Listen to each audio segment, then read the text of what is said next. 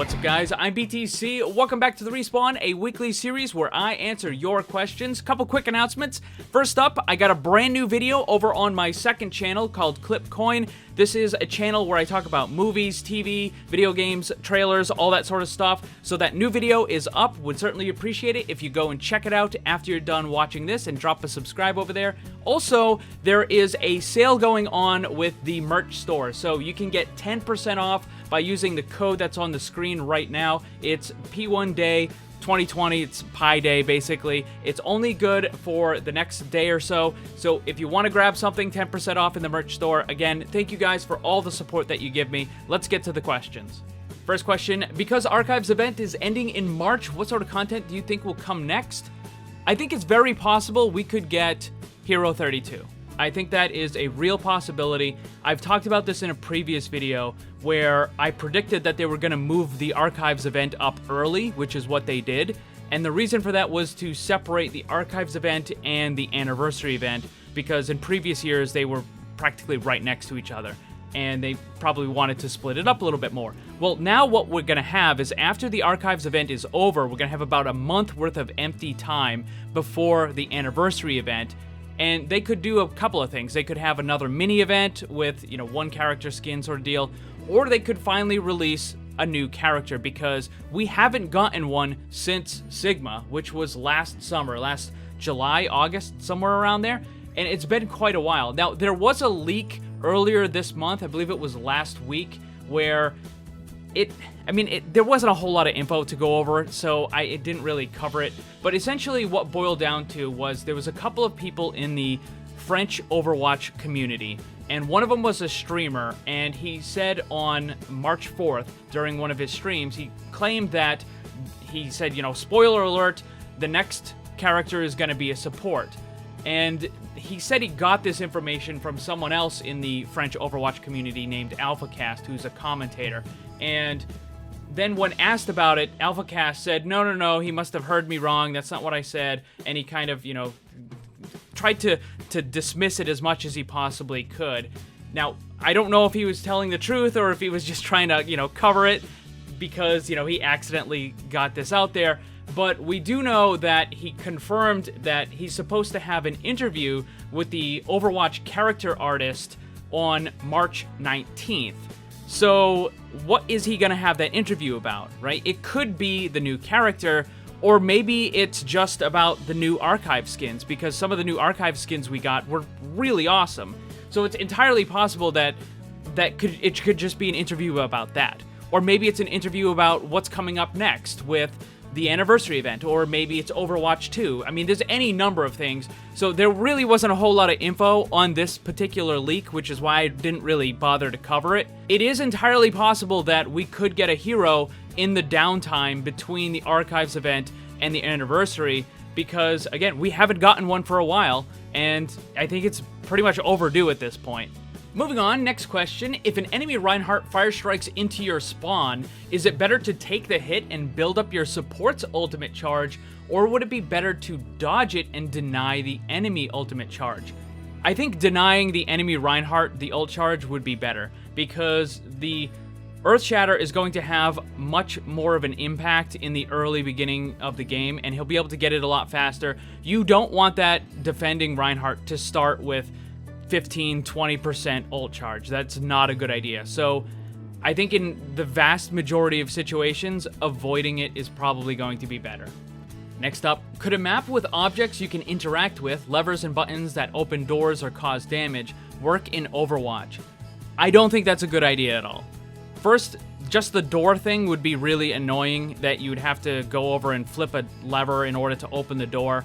I mean, and then you would end up in a situation where one team is trying to open the door and the other one is trying to close it, and it just would be frustrating more than anything. And as far as being able to deal damage, if it's something like a small amount of damage where they just run through and maybe some fire hits them or something like that, but then there's other where you could have the floor fall out from underneath them and then they just fall and then they get eliminated that way. I don't think that would be a good idea either, because what's going to end up happening is people are just going to camp it. You're just going to have people sitting by the lever waiting for the enemy to go through, and they're just not going to do anything until that happens. So you're basically going to be in a 5v6 because one person on your team is waiting for, you know, the exact opportune time to hit a button, and I just don't think that's a good idea.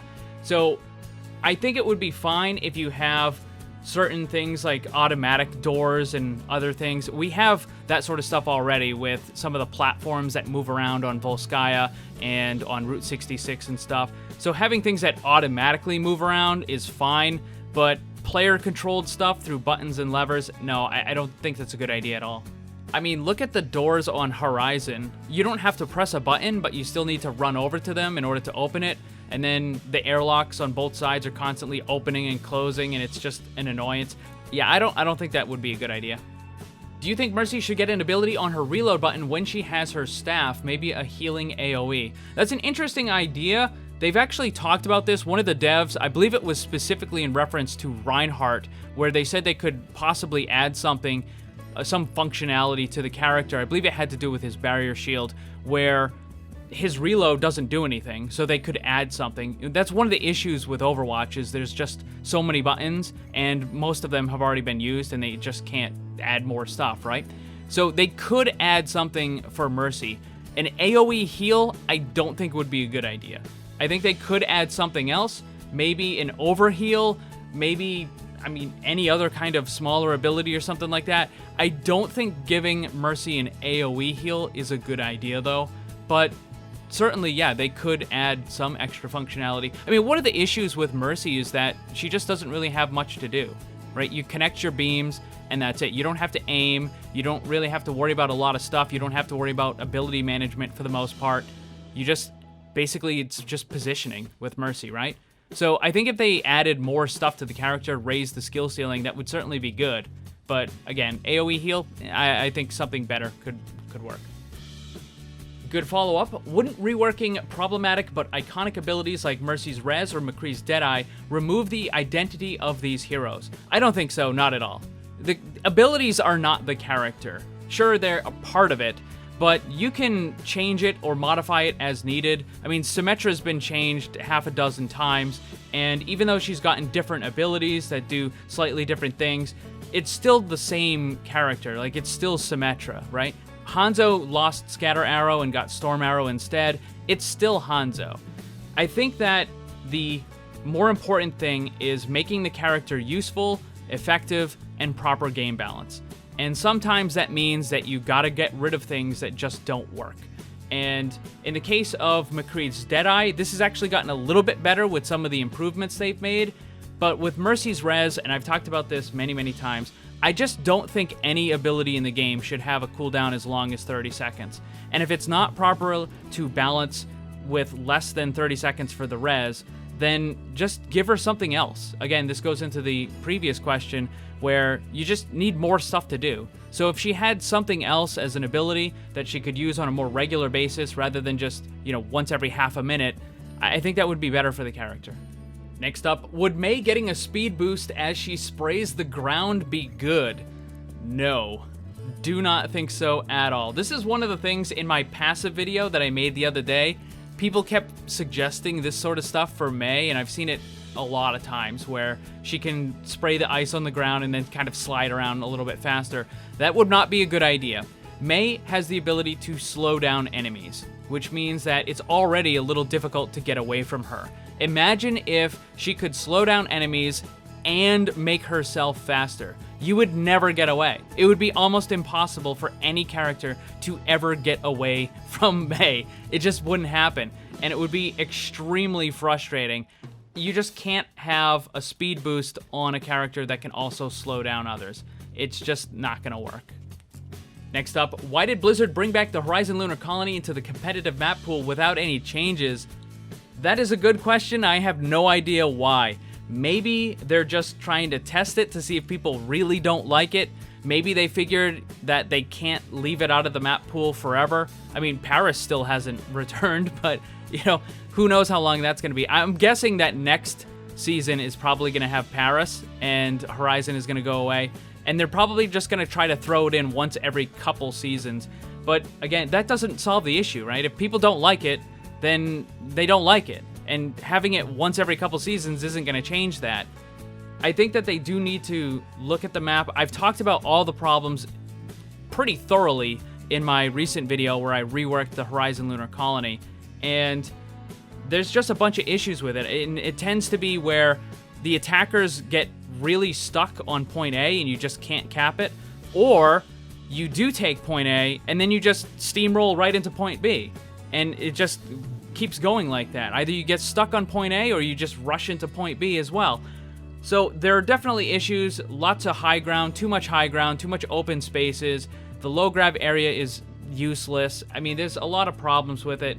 I think they do need to look at it and rework the map, but that sort of thing takes a while, and I'm guessing that they just don't want to leave it out of the map pool for, half a year while they do that. Next up, what DPS heroes would you move to the tank role? The first one is Mei. I think that she requires the least amount of changes in order to become an effective tank character, but I thought that some other heroes could be moved into there as well. I started thinking about this a lot more when we had the experimental queue where we only had the 1 tank and the 3 DPS, and we didn't have a whole lot of tank characters, and I got to thinking, I'm like, what other DPS could you possibly move to the tank role? And I thought there were 2 in particular in addition to Mei. The first is Symmetra. I know it's kind of a joke, right? She was in support, then DPS, and now you're going to move her into tank. But imagine they bring back the shield generator, right? Like, they give her a bunch of extra shields, they bring back the shield generator, and that's the way that you would have the damage mitigation, would be through the shield. And I talked about this in a recent video as well, so I think that's an interesting possibility. But I think what would be a more interesting thing would be Torbjorn, because he already has armor, and what you could do is bring back the level 3 turret. Now, you would increase the health of it by quite a bit, but you would have to lower the damage. Like, it couldn't do nearly as much damage as it used to be. But you would basically use the turret as your kind of area control, as the way that you provide spacing for your team. Now, maybe you could have some sort of shield on it or a barrier, or maybe it just has a lot of extra armor. Maybe you can't repair it or something like that, but it has extra health to begin with. There's a bunch of different things that they could do. But I think it would be a really interesting challenge to try to get Torbjorn to work as a tank. I don't know if it would ever actually work, but I think it would be something neat to try. So if I was going to move something into the tank role, I would move Mei, and then I would try to move Torbjorn, just to see if I could. But those are going to be all the questions for this week. Thank you to everyone who submitted one. Remember, I post the question card on the community section of my YouTube channel. Also, once again, brand new video over on my other channel, Clipped Coin. Now that you're done watching this video, go and check that one out. There's a link for it down in the description.